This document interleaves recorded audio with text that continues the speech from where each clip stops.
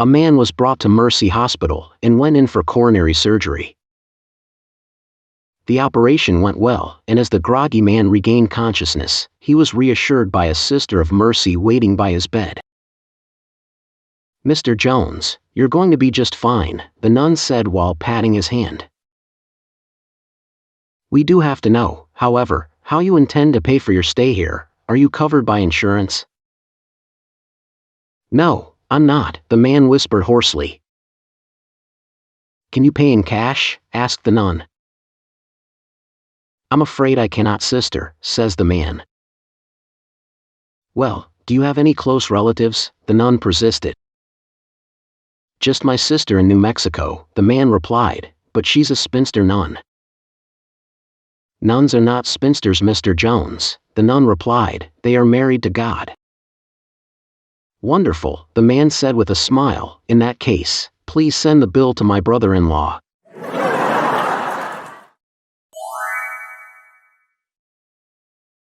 Three guys die together in a tragic accident, and they all go to heaven. When they get there, St. Peter greets them and tells them we only have one rule here in heaven: don't step on the ducks. So they enter heaven, and sure enough, there are ducks all over the place. It's almost impossible not to step on a duck, there are so many, and though they try their utmost to avoid standing on them, the first guy soon accidentally steps on one. St. Peter then appears with the ugliest woman the guy had ever seen. St. Peter chains the woman to the guy and says to him, "Your punishment for stepping on a duck is to spend eternity chained to this ugly woman." The next day, the second guy also accidentally steps on a duck. Once again, St. Peter shows up, and with him is another extremely ugly woman. He chains the woman to the second guy saying, "Your punishment for stepping on a duck is to spend eternity chained to this ugly woman." The third guy has observed all this, and as he really doesn't want to be chained to an ugly woman for eternity, he's extremely careful where he steps. Indeed, he manages to go months without stepping on any ducks. One day though, St. Peter appears with the most gorgeous woman the guy has ever laid eyes on. She's tall, curvaceous, tanned and extremely sexy. Without a word, St. Peter chains the woman to the third guy. The guy happily says to the woman, "I wonder what I did to deserve being chained to you for all eternity." The woman replies, "I don't know about you, but I stepped on a duck."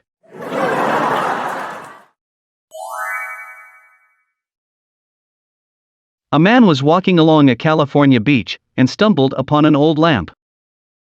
He picked it up, then rubbed it, and out popped a genie. The genie said, Okay, you released me from the lamp, blah blah blah. This is the 4th time this month, and I'm getting a little sick of these wishes, so you can forget about 3. You only get 1 wish." The man sat and thought about it for a while, then he said, "I've always wanted to go to Hawaii, but I'm scared to fly and I get very seasick. Could you build me a bridge to Hawaii so I can drive over there to visit?" The genie laughed and said, "That's impossible. Think of the logistics of that. How would the supports ever reach the bottom of the Pacific? Think of how much concrete and steel." No, think of another wish." The man said okay, and tried to think of a really good wish. Finally he said, "I've been married and divorced 4 times. My wives always said that I don't care and that I'm insensitive. So I wish that I could understand women, know how they feel inside and what they're thinking when they give me this silent treatment. Know why they're crying, know what they really want when they say nothing, know how to make them truly happy." The genie then replied, "So you want that bridge with 2 lanes or 4?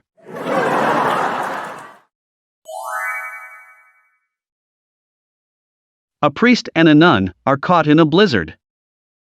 They find a deserted cabin and take shelter. They find a sleeping bag, a bed, and a pile of blankets. The priest, being a gentleman, offers the nun the bed and takes the sleeping bag for himself. As they get tucked in for the night, the nun calls out, "Father, Father, I'm cold." So the priest gets up and puts another blanket on the nun. "Is that better, sister?" he asks. "Yes, Father, much better," she replies. So he gets back in his sleeping bag and starts to nod off, when she again calls out, "Father, I'm still cold." So once again, the priest gets up and puts another blanket on her, ensuring she is tucked into the bed well. "Is that better, sister?" he asks. "Oh yes, father, that's much better," she says. So the priest gets himself back into the sleeping bag and is just starting to dream, when he wakes up to her calling out, "Father, father, I'm just so cold." The priest thinks long about this and finally says, "Sister, we are in the middle of nowhere in a blizzard. No one but you, myself, and the Lord himself will ever know what happens here this night. How about just for this night, we act as though we were married?" The nun thinks about this for a minute. She can't help but admit to herself she's been curious, and finally answers, "Okay, father, just for tonight we will act as though we are married." So the father replies, "Get up and get your own damned blanket, you cow," and rolls over to fall asleep.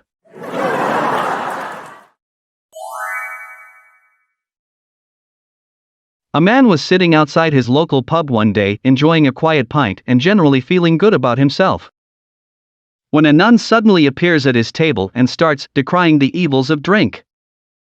"You should be ashamed of yourself, young man. Drinking is a sin, alcohol is the blood of the devil," says the nun. The man gets pretty annoyed about this and goes on the offensive. "How do you know, sister?" asks the man. "My mother superior told me so," replies the nun. "But have you ever had a drink yourself? How can you be sure that what you are saying is right?" says the man. "Don't be ridiculous, of course I have never taken alcohol myself," the nun replies, somewhat annoyed. "Then let me buy you a drink. If you still believe afterwards that it is evil, I will give up drink for life," suggests the man. The nun thinks for a few seconds and asks the man, "How could I, a nun, sit outside this public house drinking?" "I'll get the barman to put it in a teacup for you, then no one will know," says the man. The nun reluctantly agrees, so the man goes inside to the bar. "Another pint for me, and a triple vodka on the rocks." Then the man lowers his voice and says to the barman, "And could you put the vodka in a teacup?" "Oh no," exclaimed the barman, "it's not that drunken nun again, is it?"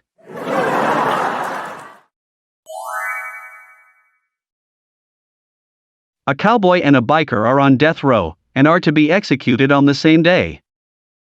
The day comes, and they are brought to the gas chamber. The warden asks the cowboy if he has a last request, to which the cowboy replies, "I sure do, warden. I'd be mighty grateful if you'd play Achy Breaky Heart for me before my time is up." "Sure enough, cowboy, we can do that," says the warden. The warden then turns to the biker and asks, "And you, biker, what's your last request?" The biker replies, "That you kill me first."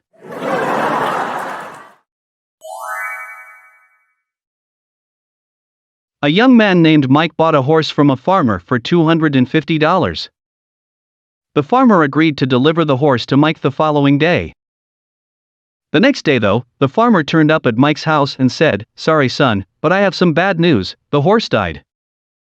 Mike replied, "That's okay, just give me my money back." The farmer said, "Sorry, I can't do that, I went and spent it already." Mike then said, "Okay, then just bring me the dead horse." The farmer was surprised and asked Mike, "Why, what you gonna do with him?" Mike replied, "I'm going to raffle him off." The farmer laughed and said, "You can't raffle off a dead horse. Who'd buy a ticket?" Mike answered, "Sure I can, just watch me. I just won't tell anybody the horse is dead." A month later, the farmer met up with Mike again and asked, "What happened with that dead horse in the end? Did you raffle him off?" Mike said, "I sure did, I sold 500 tickets at $5 apiece." The farmer asked, "Didn't anyone complain?" Mike smiled and said, "Just the guy who won. So I gave him his $5 back."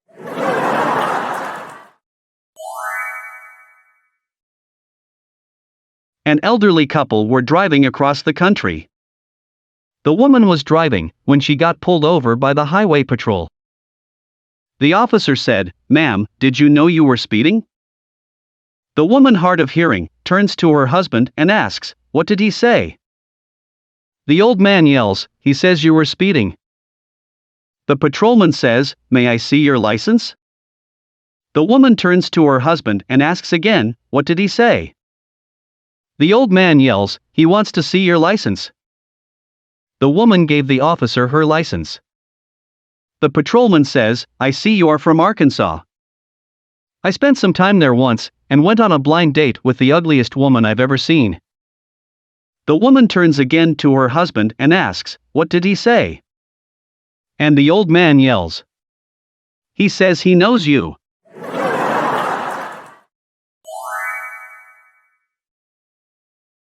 Two couples were playing poker one evening.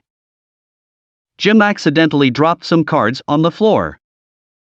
When he bent down under the table to pick them up, he noticed Bob's wife, Sue, wasn't wearing any underwear under her dress. Shocked by this, Jim, upon trying to sit back up again, hit his head on the table and emerged red-faced. Later, Jim went to the kitchen to get some refreshments. Bob's wife followed and asked, did you see anything that you liked under there? Surprised by her boldness, Jim admitted that, well, indeed he did. She said, well, you can have it, but it will cost you $500. After taking a minute or two to assess the financial and moral costs of this offer, Jim confirms that he is interested.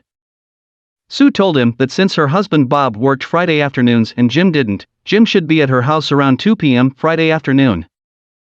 When Friday rolled around, Jim showed up at Bob's house at 2 p.m. sharp, and after paying Sue the agreed sum of $500, they went to the bedroom and closed their transaction, as agreed. Jim quickly dressed and left. As usual, Bob came home from work at 6 p.m. and upon arriving, asked his wife, did Jim come by the house this afternoon? With a lump in her throat, Sue answered, why yes, he did stop by for a few minutes this afternoon. Her heart nearly skipped a beat when her husband curtly asked, and did he give you $500? Sue, using her best poker face, replied, well, yes, in fact he did give me $500. Bob, with a satisfied look on his face, surprised his wife by saying, he came by the office this morning and borrowed $500 from me. He promised he'd stop by our house this afternoon on his way home and pay me back.